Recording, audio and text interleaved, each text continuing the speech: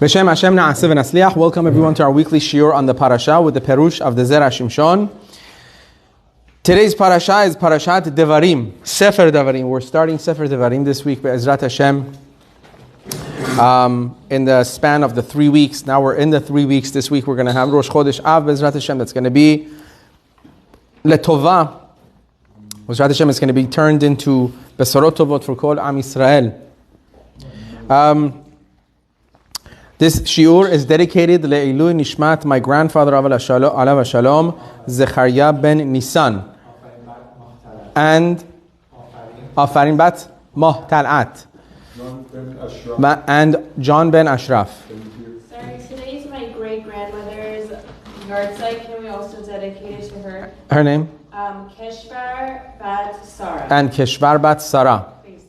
May their nishamot have an aliyah through the Torah that we are learning, Be'ezrat Hashem, and for the refuah shelema of kol chole am Yisrael, and for Be'ezrat Hashem all the singles to find their zivugim, Be'ezrat Hashem bekarab v'izmano, and all those that are married should have wonderful children. Amen keni ratzon. Okay, so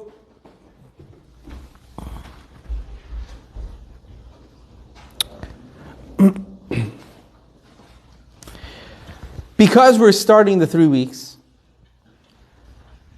these meaning the 3 weeks, which we call in Hebrew, Ben HaMetzarim, the 3 weeks are the 3 weeks between 17th of Tammuz, which was the last fast day that we had, Shiv Asar B'Tammuz, all the way to the 9th of Av, or Noi as Persians call it, the 9th of Av, Tish'a B'Av, is a span of 3 weeks. In these 3 weeks, a lot of tragedies befell the Jewish nation. The first temple was destroyed, the second temple was destroyed, there was sieges, there was a lot of things that happened in these 3 weeks. And there was prophecies that were given to the Jewish people by the prophets 2,000 years ago about the loss that the Jewish people will have or might have, and so on. So Navi Yeshaya, that's why Navi Yeshaya is going to be talking to the Jews, and we're going to be delving in one of the prophecies of Yeshaya, but not the prophecy itself, but the terminology that he used in this prophecy. It says like this. The Navi says, Shim'u shamayim v'ha'azini eretz, Ki Hashem diber banim gidalti veromamti. Yeshaya says, "Hear, O heavens, Shimu Shamayim, hear, O heavens, v'ha'azini eretz, and O earth, listen or give ear. Ki Hashem diber, because Hashem has spoken. Banim gidalti veromamti, I exalted children and I brought them up."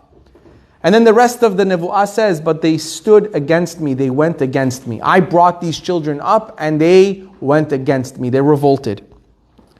So he says, Tzarich biur, we need to understand this. How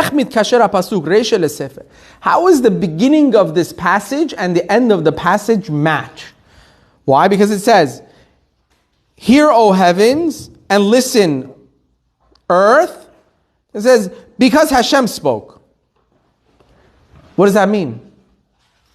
How does that even matter? Where does that even come in? Hear, O heavens, listen, earth, because Hashem spoke. It's out of place. Because Hashem spoke what? He doesn't even say what Hashem said, right? It just says because Hashem spoke.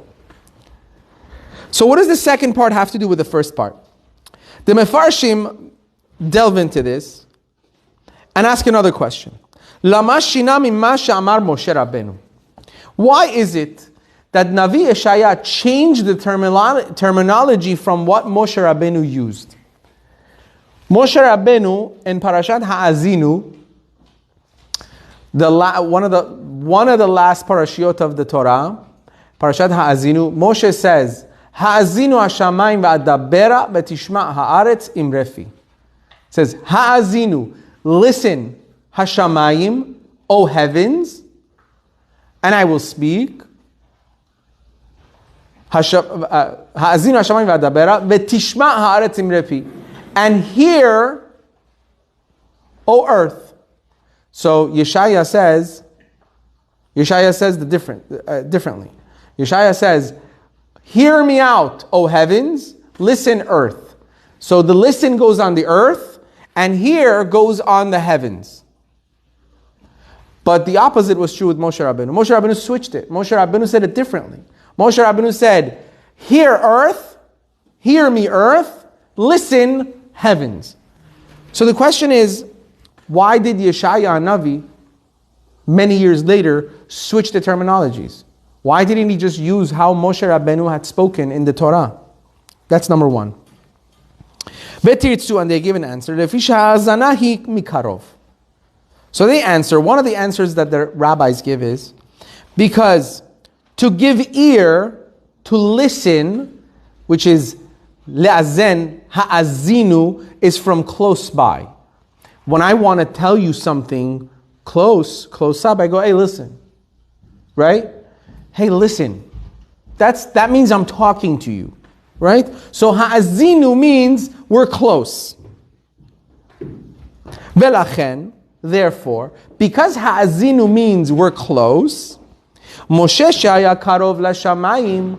Moshe, if you were asked, where do you think in the realms Moshe Rabbeinu was closest to? The earth or the heavens? What would you say? Heaven. Right? So when Moshe Rabbeinu began to speak and basically bring the heaven and earth as witnesses because that's what Moshe Rabbeinu was doing. He was saying, oh, listen, heaven and earth, because I'm about to give my last will and testament to the Jewish people, and you're my witnesses. So when he spoke, he said, Ha'azinu hashamayim, listen to me, O heavens. Why? Because Moshe Rabbeinu was closer to heaven, especially on the last days of his life. Not only his entire life, he was more closer to the heavens because he was constantly speaking to Hashem. But on the last days of his life, he says, listen, O heavens. And then he says, oh, hear me, earth. Hear me is when you're far, right? Can you hear me? You don't, when you want to call out to someone that are far away, you don't go, can you listen to, no, can you hear me? So when you use the term hear, it means, it connotes something is further away from you. It's farther away from you. So the rabbis answer, you know why Yeshaya switched it? Because Yeshaya Hanavi wasn't on the same level as Moshe Rabbeinu. He recognized that to me the earth is closer. I'm more earthly than Moses. Therefore, when I speak to the heavens and the earth, I have to say, hear me, O heavens, because I'm farther away from the heavens. And listen to me, O earth, because I'm closer to the earth. Moshe Rabbeinu wasn't. So he said it differently. That's what the rabbis answer as to why he switched it. So now, V'chen mashma b'divrei ha-Zohar. And this is what the Zohar says also. Resh Parashat Ha'azinu, the beginning of Parashat Ha'azinu, ele devatar hachi kamar hatam. But it adds, but then, ela, devatar hachi kamar hatam. Afterwards, the Zohar adds something else. Listen to what the Zohar adds. It says like this. Behahu zimna. Now, you listen, be ready to hear some of that Zohar stuff now. Okay? That's just going to be like what? Zohar says like this. Behahu zimna de amar Yeshayahu. At the moment that Yeshayahu Hanavi said, Shim'u shamayim ha'azini eretz, when he said those words, oh, listen, hear me heavens and listen to me earth. Kama gardine tehirin izdamanu. A number of pure executioners were called letabara reshe, to basically cut off his head, to kill Yeshayahu. There were angels, executioning angels going to kill Yeshayahu for him talking like that. Nafka kala ve'amar, and a voice issued forth and spoke. Ma'hu den de bailar asha almin. Who is this person who has shaken the worlds? A voice came out from the heavens. This is the Zohar, Kabbalah. Don't ask me why, how. So the heavens sounded out. Who is this person that has caused such commotion in the heavens? Meaning, how dare you, Yeshayahu, speak like this? You're mixing up the heavens, and now you have a bounty on your head, so to speak. Until Yeshayahu said the next part of the pasuk. At fatach ve'amar, until Yeshayahu said, Ki Hashem diber. What did Yeshayahu say? This is what Hashem has said. Meaning, remember we had the question as to, what does the first part of the pasuk have to do with the second part of the pasuk? He said, oh, listen to me, earth, hear me, O heavens, because Hashem has spoken. What do you mean, what Hashem has spoken? Right? So here the Zohar is kind of answering that. Saying what? The moment Yeshayahu heard and realized that he has a bounty on his head from the heavens, because of the way he spoke, and we're going to get into what that means,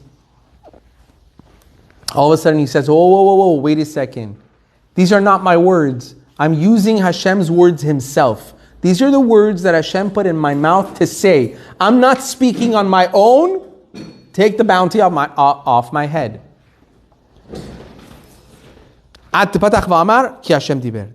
Until he spoke and he said, this is what Hashem has said. Lav ana, it wasn't me. Velav min didi, and I didn't speak on my own command. It was Hashem's command. Ad kal neshano. Until here is the quote of the Zohar. It's a very scary Zohar, right? That the prophet spoke and somehow he spoke, quote unquote, wrongfully. Now we'll see what that is.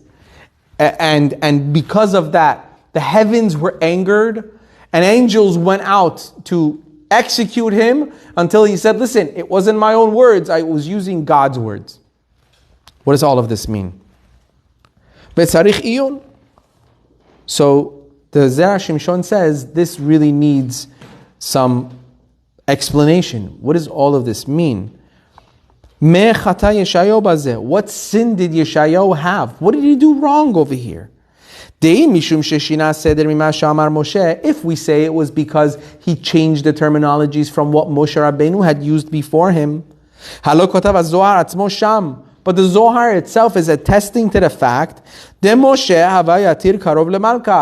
Rabbeinu was closer to the heavens. So when Moshe Rabbeinu spoke, he said, Ha'azinu Hashamayim. Listen to me, Shamayim, because he was closer to the heavens. The Zohar itself is attesting to it. So that can't be the mistake. Because Yeshayahu was farther away from the king, meaning from the heavens. You can't suggest and say,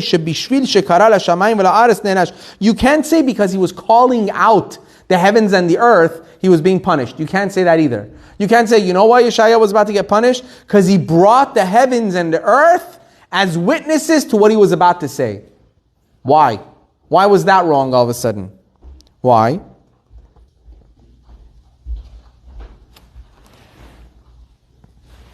Because it's simple. You can answer that simply. It says, because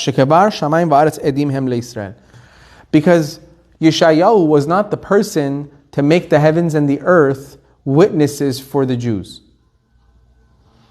It had already become that from before. Meaning someone else had already assigned the heavens and the earth as witnesses to the testimony of HaKadosh Baruch Hu towards the Jews. Who was that? It was Moshe Rabbeinu.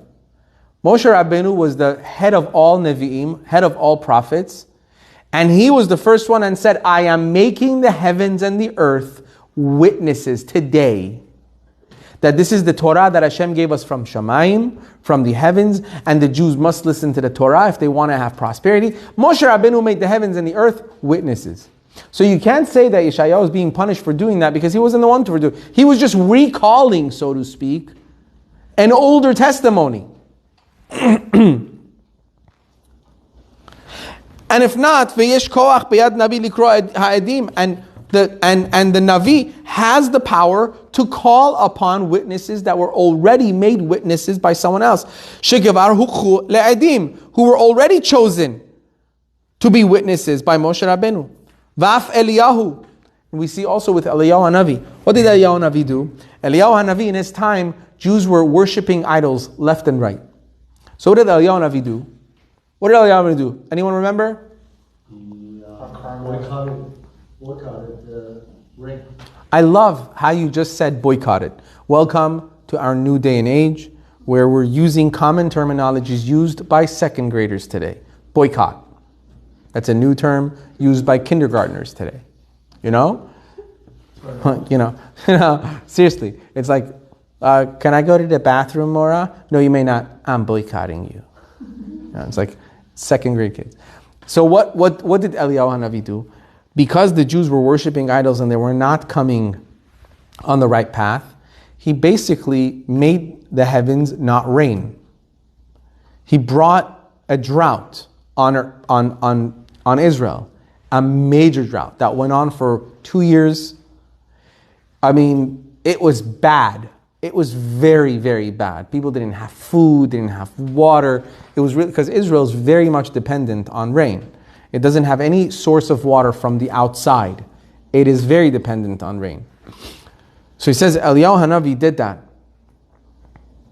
How did he do that? How could he do such a thing? How could he take control of God's world? Who are you to stop rain from coming?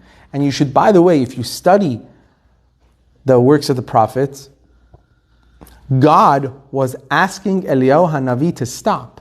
Imagine. God would tell Eliyahu Hanavi, take this oath off. I need to make it rain. People are praying for rain. And Eliyahu Hanavi would turn to Hashem and say, I'm doing this for your honor. Would no. And Hashem would say, but they're my children, they're starving. No. Right? And it says, in the mystical words, it says that Eliyahu Hanavi took the keys, so to speak, metaphorically, right? Took the keys to rain from Hashem. Until Hashem had to what's the word? What's the English word for it though? He had to Swindle? Yeah, kind of. Until God had to swindle Eliyahu Hanavi to give up that key by there's a story of a child that dies and everyone wants to bring the child back and Hashem says, no, can do. That's the second key, life. You already took the rain key. Give back the rain key and we'll have a deal, right? And then that's when it starts to rain. But imagine, can a person really do that? How could a Navi, however powerful you are, what is this? Like it's a game? No, God, you can't, what does that mean? So how did he do that? Why? How did Eliyahu Hanavi have that power to do it? Because the pasuk in the Torah says, Ve'atzaret hashamayim. We say it every day in Shema. What do we say every day in Shema? We say in Shema that when you don't go according to the laws of the Torah, and you have other gods in front of me, Ve'atzaret hashamayim ve'lo yihyeh matar, ve'adama lo titenet yevulah. Hashem will close up the heavens and there shall not be any more rain. And the earth will not give forth its fruit. So Eliyahu Hanavi didn't create anything new. He was using God's own words. Eliyahu Hanavi was saying, you said it in Shema. You said that if they do wrong, you will stop giving rain. So I'm using your own testimony, so to speak, to actually do it. I'm doing your work. So he didn't really create a new curse, so to speak. He was just going upon something that was already pre-created, pre-stated by Hashem. So he doesn't have the power to do it himself. Because this is Hashem's world, not ours. Ela, vadai shem rotzim le'onshom mipnei sheshina halashon. So he says, therefore, you cannot tell me that Yeshayahu Hanavi was about to be punished because he brought the heaven and the earth as witnesses. Can't be. Because he didn't bring them as witnesses. They were already made into witnesses by Hashem. And Moshe Rabbeinu before. Just like we see Eliyahu Hanavi did not close up the heavens on his own. He used Hashem's words. So here too, Yeshayahu was using Hashem's words from the Torah. So you can't tell me he's getting punished for making the heaven and earth witnesses. So it must be, we're going back to square one. Yeshayahu Hanavi is about to get punished. Why? Because he changed the wording of the pasuk. He changed the wording of the pasuk. However, on the account of that as well, the angels still have no reason to want to punish him. Because he changed the wording of the pasuk. Instead of saying, listen, heaven, he said, listen, earth. And instead of saying, hear, O earth, he said, hear, O heavens. Because of that, you can't say that he's being punished for that either. Why? Why does the shamayim, why do the heavens and the earth care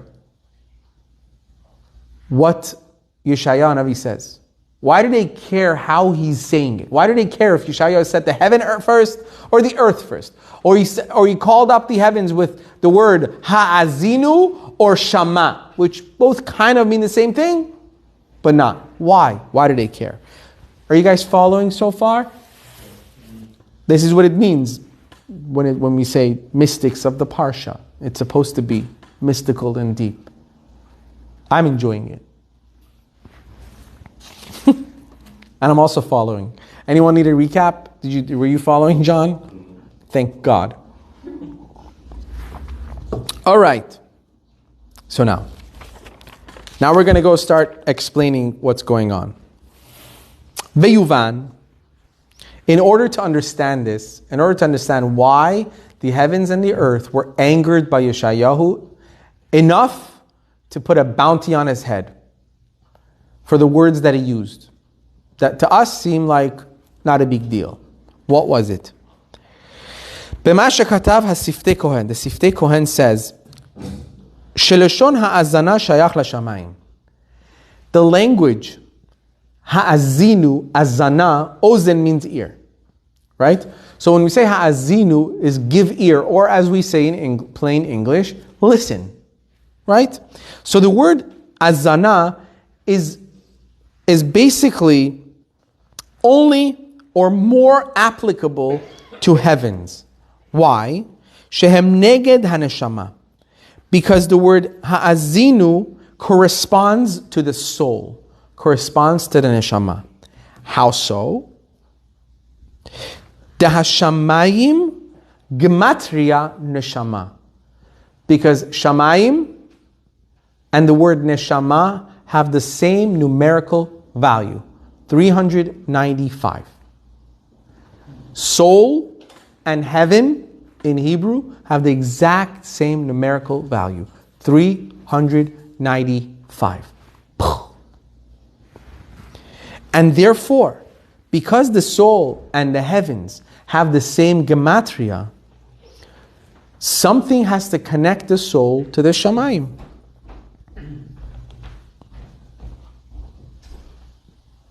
V'haneshama v'hashamayim bekal hem shome'im.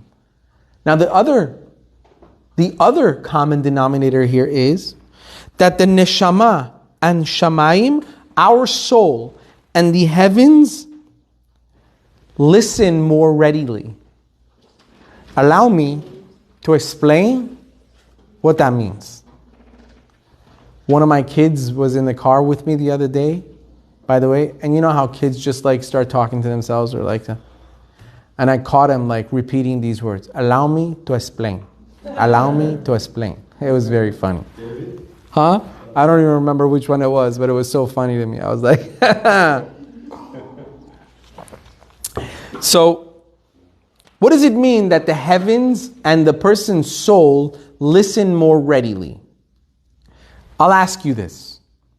Okay? Let's say you want to go get a cheeseburger. An actual cheeseburger, which is, we're not talking about parv cheese. We're talking about a non-kosher cheeseburger, like Carl's Jr.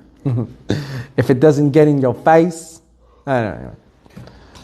Something like that. No, that wasn't it. No, if it doesn't get all over the place, it doesn't belong in your face. Don't ask me how I know that. That just goes to prove that advertisement works. I was like 12 years old when that commercial was going on. And it's just,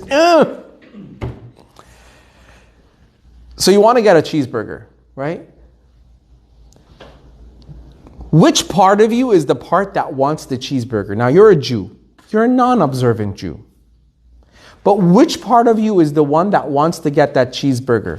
Your body or your soul? Body. I don't think anybody disagrees that it's your body. Your soul absolutely does not want it whatsoever. It's disgusted by it. Can't stand it. It's your body. If I tell you Keep Shabbat 100%. Don't do anything to desecrate the Shabbat. Which part of you instantly clicks and goes, I want to do it so badly? Your soul or your body? So your body is saying, that means I got to put my phone away. I don't know. It's not that I'm addicted. It's just that. And it just ends there, pretty much. Right? It's not that I'm addicted to my phone. And then it just ends there, right? We all know we are all addicted to our phones. Raise your hand if you're addicted to your phone. There you go, my hand's up.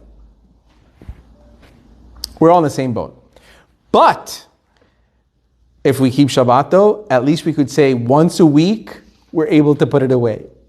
And that's something unbelievable about itself. So when I say, I want some tea or water or something.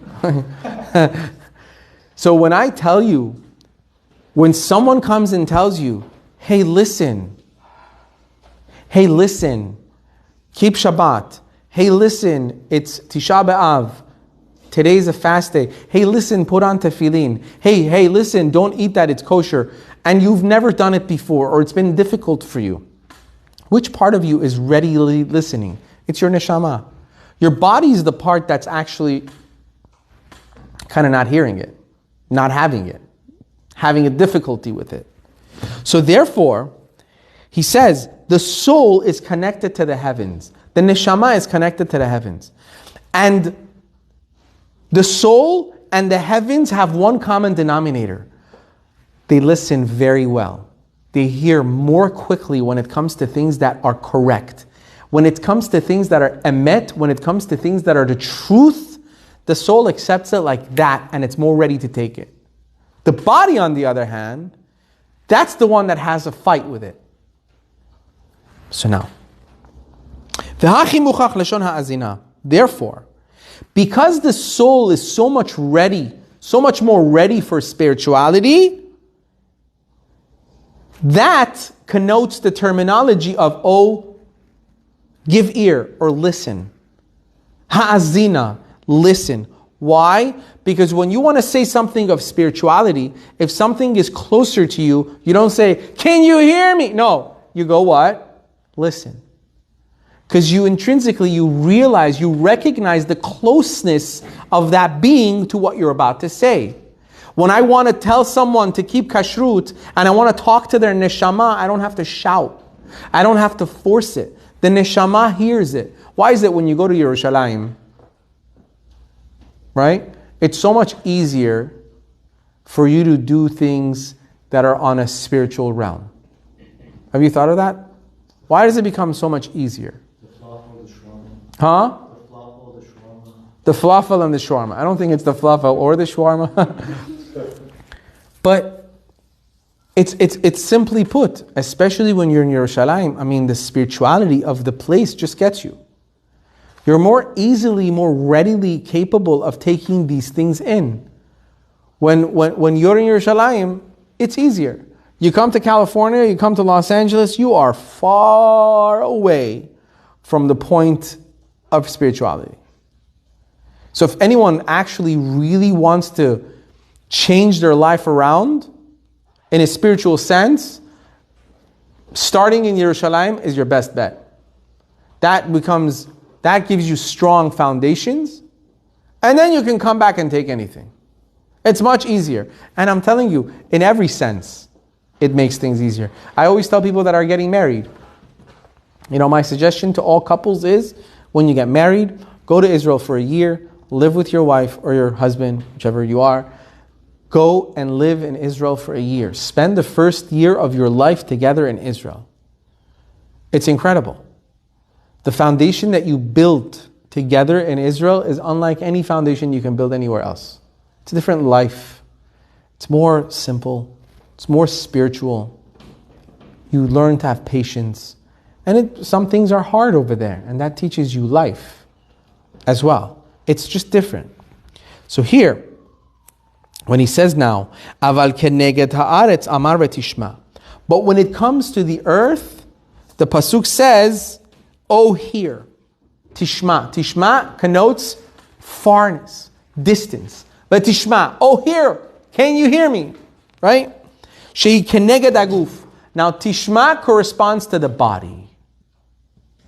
Because the body is always the one that's farther away from spirituality. So the term tishma or shema has to be used with the body, which is more earthly. When you're talking to the earth, something earthly, you have to basically talk louder in spiritual terms. Right? It has to hit it much harder for the body to actually listen. The soul, no, because the soul is made in heaven. It's heavenly. It's already there. It's already mixed in with the spirituality. So when you tell it something that is truth, that is emet, takes it quickly. But the body, that's earthly, it's made out of earth, it's physical, it has all the lust of the world, it takes much longer. It needs much heavier speaking for it to actually listen and come close. Shekatuv bo, because it is written about it. Va'ani kecheresh velo ishma. It is written about the body. About the body, it says in Tehillim, David HaMelech says in the Tehillim about the body, Va'ani kecheresh lo ishma. I am like a deaf man and I cannot hear. Sheino shomea elo b'kole kolot. Because the body only hears in a metaphorical way when it's addressed very loudly. And this is the quote of the Siftei Kohen. So he says, now we understand. Moshe Amar ha'azina ha'shamayim. Moshe Rabbeinu said, oh, listen to the heavens. Ve'yesh bazeh shetet ha'amim. And it has two reasons why Moshe Rabbeinu said, listen, heaven, and not hear me, heaven. Two reasons. Echad, lefi shaya Moshe karov l'shamayim, as we said. Because Moshe Rabbeinu was closer to the heavens. He was much, much closer to spirituality than anybody else. So therefore, being closer to the heavens, he used the term, oh listen, because he was right there. He was in heaven. He didn't need to shout, so to speak. Mishum shehu yoter kavod l'hasheni, sorry. That's the first reason. Second reason, v'hasheni, mishum shehu yoter kavod l'shamayim. It is more respectful to the heavens, to the spiritual realms, to speak with the term ha'azinu. Oh, listen. Shehem neged haneshama. Why do they deserve more respect?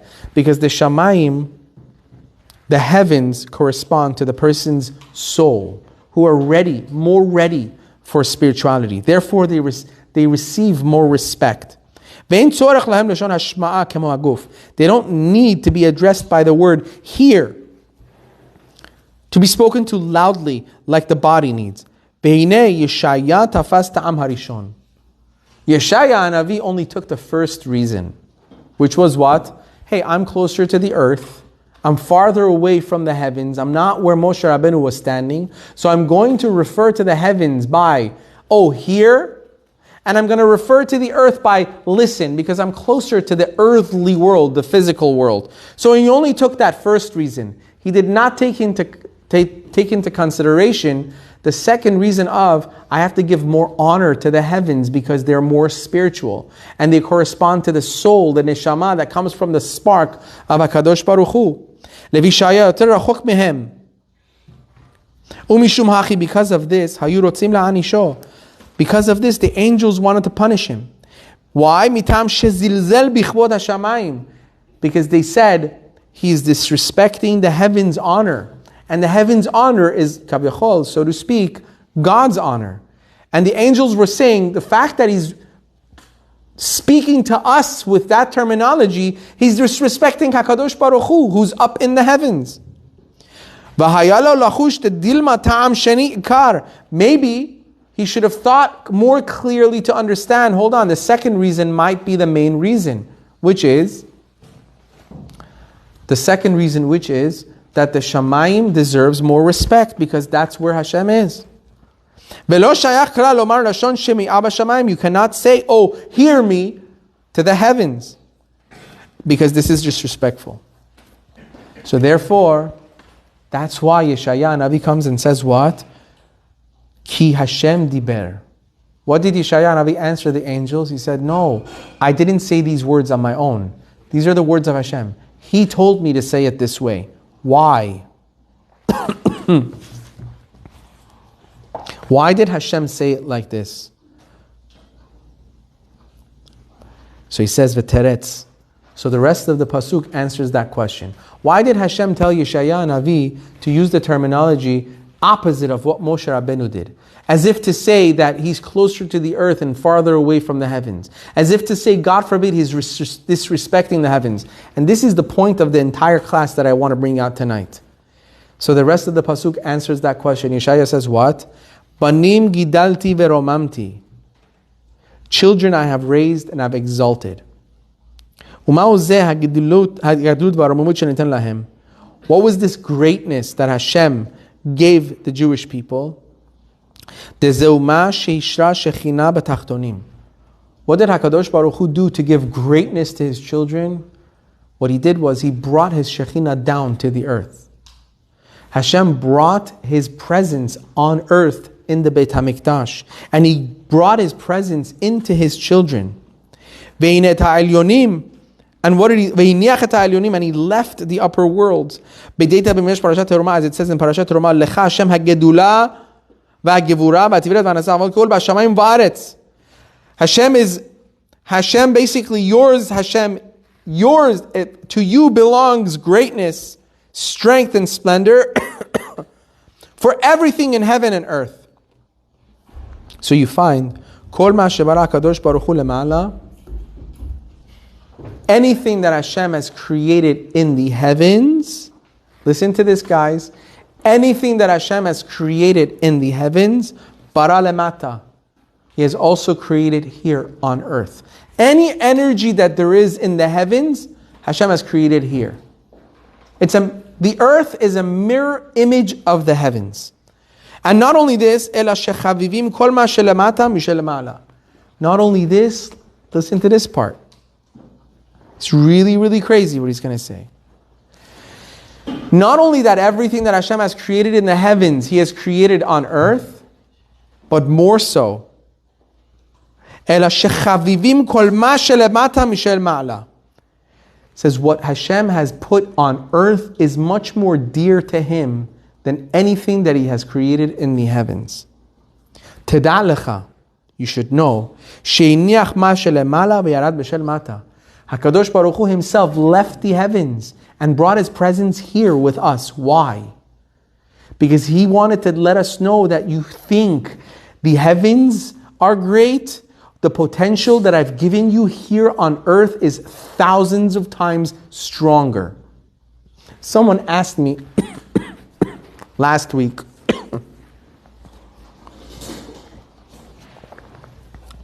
said,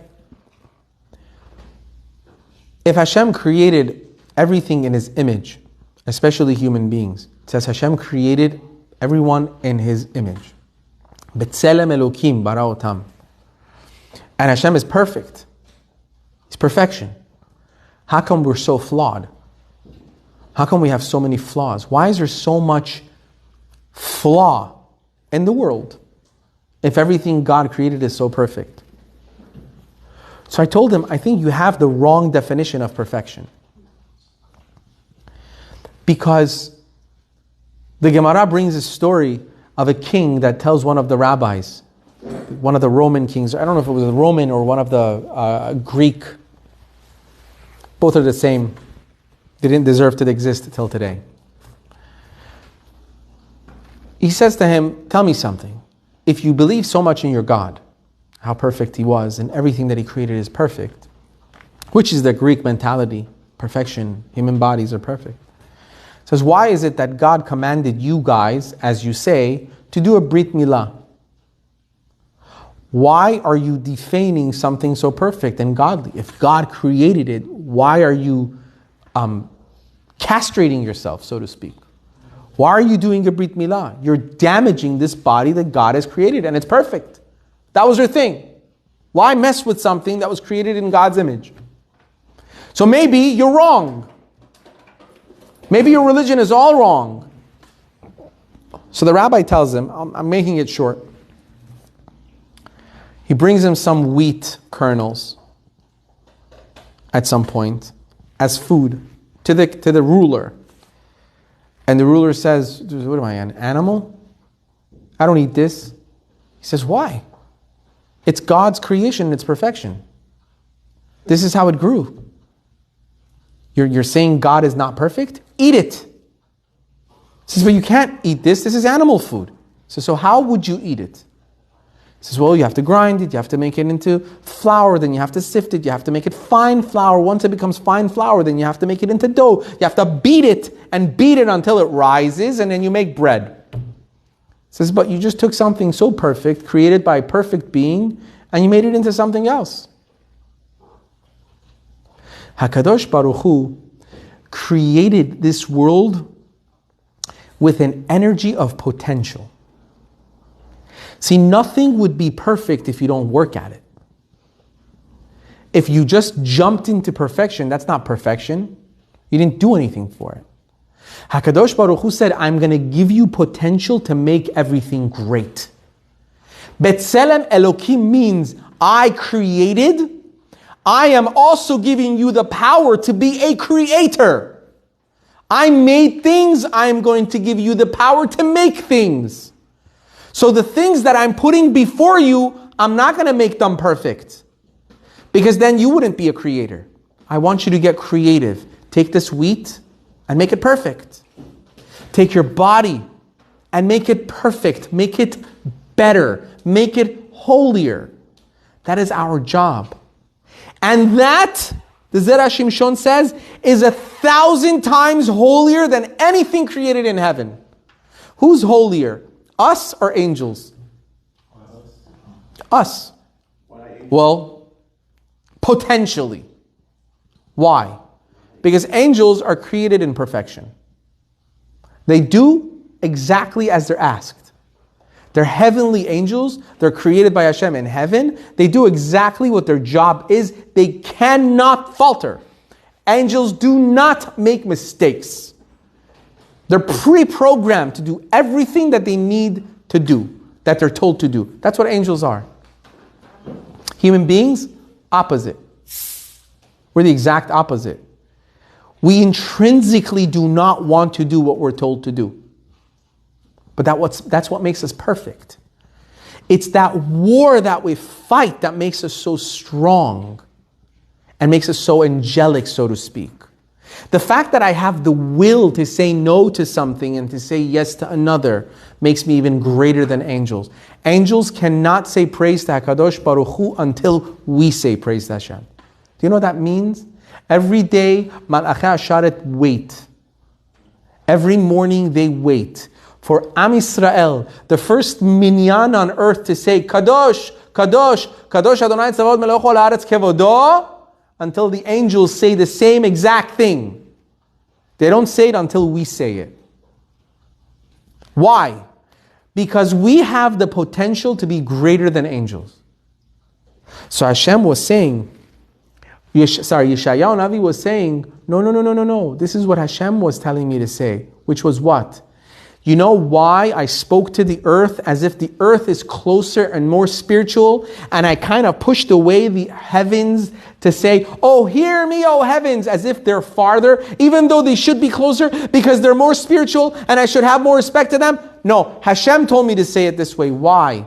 Because Hashem wanted you to understand, oh mankind, Hashem's presence could be so much greater here on earth because everything here has so much more potential than anything in Shamayim. You have the potential to do so much more than all the greatest angels in heaven. That's why when Yeshayahu Hanavi was chastising the Jews, this was his rebuke. He was telling Am Yisrael, look at the potential HaKadosh Baruch Hu has given you, and you're throwing it away. You're going to throw it away if you just don't listen. And unfortunately, that's what happened. That's what did transpire. We lost 2 temples. We went into exile. People were asking me, why is it that Ashkenazic Jews have more stringencies in the 3 weeks? Like they had the custom not to take showers starting from Rosh Chodesh, which means Wednesday. That's what the custom they have. They wouldn't take showers from Rosh Chodesh all the way to 9th of Av. That's like 10 days. Imagine no showers for 10 days. No haircuts for these 3 weeks. They don't get haircuts. Sephardim do get haircuts until the week of Tisha B'Av. Right? Why? Why is it that Ashkenazic Jews had so much more stringencies than Sephardim? And the funny thing is, when people say, most of the time Sephardim are more like strict in certain things. But when it comes to these, the Ashkenazim are more strict. Why? Because unfortunately the exile that the Ashkenazic Jews had cannot be compared to the exile that the Sephardic Jews had. We went into exile. Where did we go? Like 3 feet away from Israel? We were literally in like Iraq, Iran, and like Morocco and Syria. We were like right there. Ashkenazic Jews went literally on the other side of the globe. And the atrocities that they went through, the pogroms, the Holocaust that the Ashkenazic Jews went through, they really felt the destruction. They really felt the loss of not having the Beit HaMikdash. Because they felt it so deeply. When it came to 17th of Tammuz, they said, how could we take showers? How could we rejoice? Look at what's going on with us. Sephardic Jews, Baruch Hashem, they had it less. We had it bad, but it wasn't as bad. So our customs of Avalut when it comes to the 3 weeks are less severe. But we lost all of it. Why? Because of the prophecies of Yeshayahu Navi when he said, oh listen. And he was trying to tell Bnei Israel, listen, HaKadosh Baruch Hu is much closer than you think. He's here. You could do so much with the potential that you have, and you're just throwing it all away. And it says, Shlomo HaMelech says, Hashem amar lishkon ba'arafel. Hashem said that he would dwell in thick clouds, so to speak. When the Beit HaMikdash was destroyed, it says, Hashem said, I'm going to go and return to my first place. And thus Hashem's dwelling in the Beit HaMikdash is the greatness and romemut, that awe that Yeshayahu was talking about. And that's something that he gave to the Jews.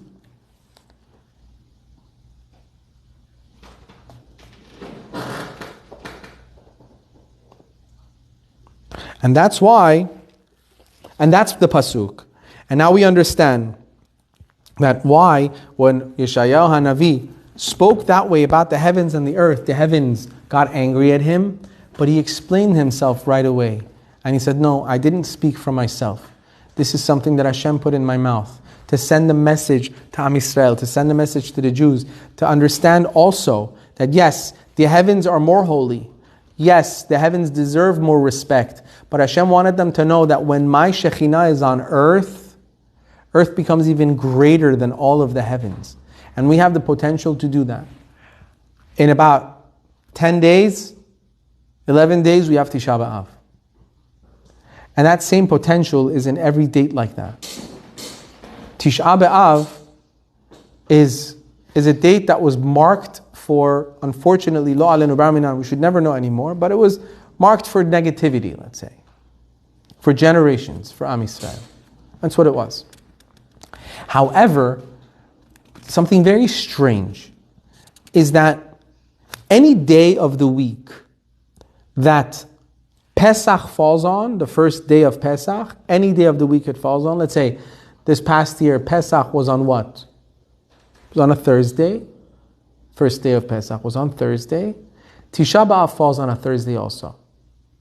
That's how the calendar always works.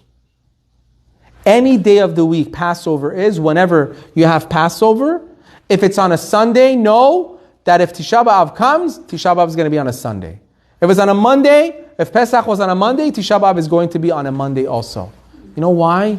Because this destructive power of the 9th of Av, Tisha B'Av, that power that you feel is destructive is the same power that's going to build the Beit HaMikdash. It's the power of freedom.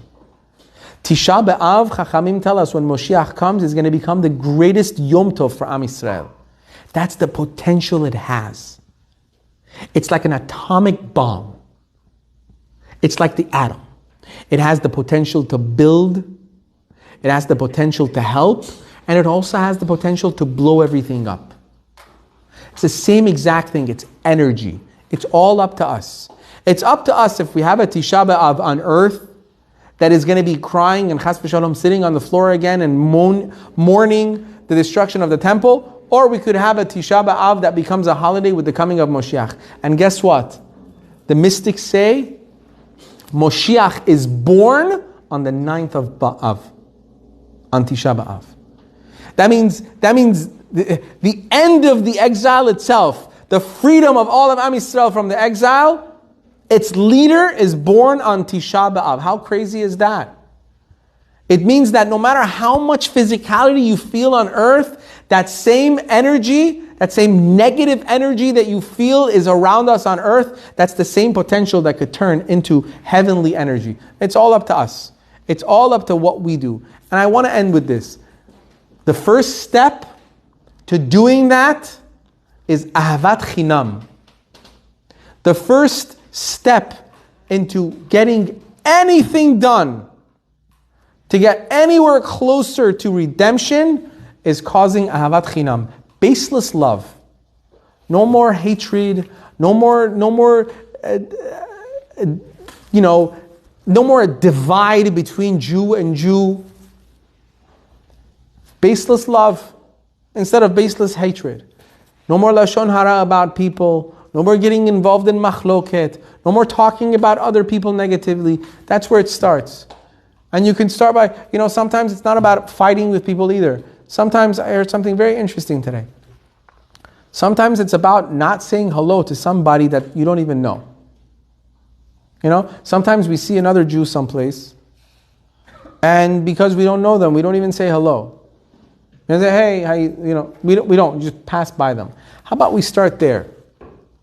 Next person we see, we don't even know them. Shalom. Have a wonderful day. You never know, you might make somebody's day. Baruch Adonai le'olam, amen v'amen.